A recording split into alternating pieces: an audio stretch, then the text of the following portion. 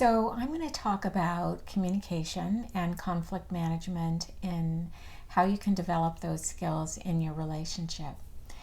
If you find yourself having the same arguments over and over again, and your discussions quickly escalate to fighting, yelling, screaming, or storming out of the room without being able to come back to the issue or the conflict and manage it, then you're never going to get to a place where things feel resolved or managed easily. And many couples have never actually learned to manage conflict effectively. And so after many years, this will begin to erode your friendship and your emotional and your sexual intimacy. Because having the same repeated arguments without finding compromise and learning to understand each other's point of view will lead to gridlock on important issues. Most couples who come to couples therapy have been gridlocked for one or more issues. And these can be things like how to spend time together, how to discipline the kids, spending, saving money, sexual differences, dealing with extended family, just to name a few. And so in this series of videos, I'll describe important skills to learn to manage conflict so that you can improve communication and to then deepen your relationship. I think it's really important first to realize that most of us don't begin our relationships with a perfect playbook created by our own parents about how to have the best possible marriages. In fact, many of us had the opposite. Parents who modeled poor communication and lack of emotional affection, physical affection. And still others of us had parents who divorced after maybe years of unhappiness, leaving us feeling discouraged about our own ability to have a whole and healthy relationship.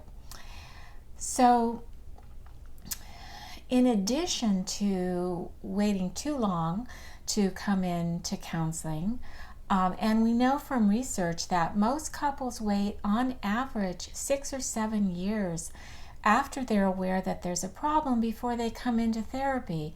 And that's a lot of water under the bridge.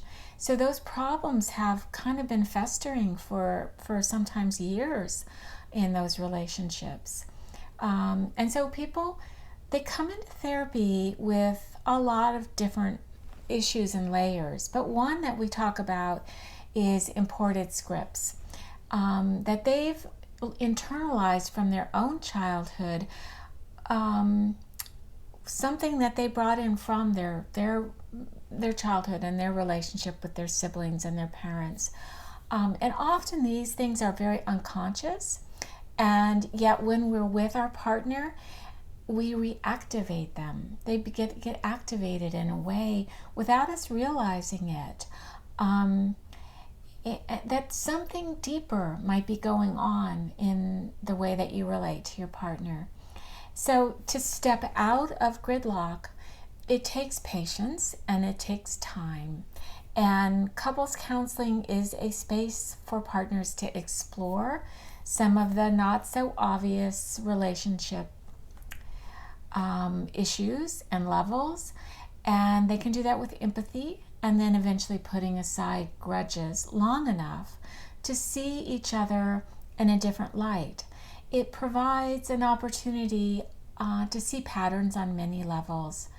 Communication with your partner, your relationship to your parents, and also how all those layers interact with each other to create difficulties in loving. But it sounds like a lot, but don't despair. There are very specific skills that you can learn with each other in couples counseling to help you improve your relationship. And an important side benefit is that you'll be a better model for a healthy relationship for your kids, if you have them. And if you don't, I will tell you that even pets benefit from less yelling and screaming. Instead of racing from the room when they see you guys go at it, they'll be a lot happier and more content pets.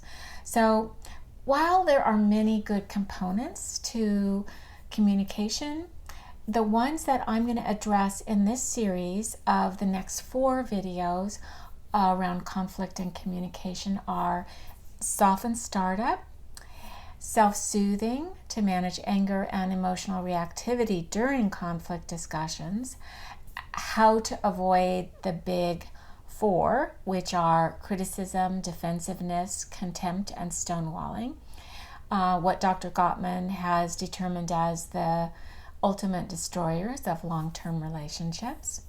And then finally, we're going to discuss my all-time favorite skills to teach couples in couples counseling, which is what to do after you've had a fight or disagreement.